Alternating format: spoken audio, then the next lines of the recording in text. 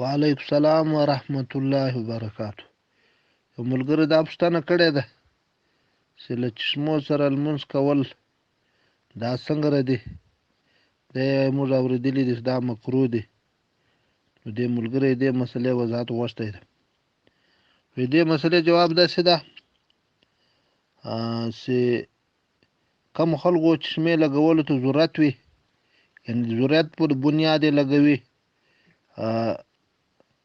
نو داسې خلکو لپاره چشمه لګول بیا لمونځ کول دې کې هېڅ قسم کرایت نشته، لمونځ یې صحیح کېږي بلا کرایته. ها کوم خلک چې بلا ضرورت استعمالوي، ماس شوقیت ور باندې چشمې لګوي، نو دا خلکو لپاره بې ضرورته نو چشمې لګول مکروه ده. دا یو عبث فعل ده، نو یو عبث کار ده.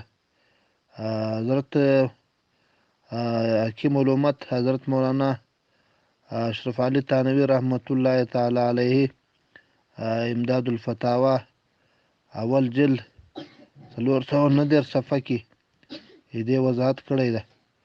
او دارنګه فتاوی قاسمیه وم جلد 409 صفحه کې او نجم الفتاوا دویم جلد 481 صفحه کې د نجم الفتاوا کې داسې وضاحت هم کوي، وایي ها که داسې صورت وي چې د سجدې یا په حالت کې داسې چې هغه د چشمو د لوېدلو خطر وي، یعنې خشوع او خضوع کې فرق راتللی او خشوع او خضوع کې خلل راتللی، پکې کوم خلل راځي، نو دا صورت کې بیا چشمې لګول مکروه دي، بیا لرې کول افضل او بهتره کار دی.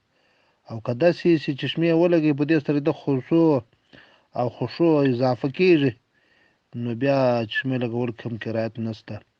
نجم الفتاوا دویم جلد 481 صفحه او نظام الفتاوا پنځم جلد 133 صفحه کې او آپ کې مسائل ونکحل دویم جلد 286 صفحه کې دې وضاحت کړی ده. دې مسلې وضاحت مخکې موږ سو اهم مسائل شایع کړي وو، اوله حصه هغه کې دې وضاحت شته. 82 مسله کې دې ذکر تذکره ده. وبالله توفیق.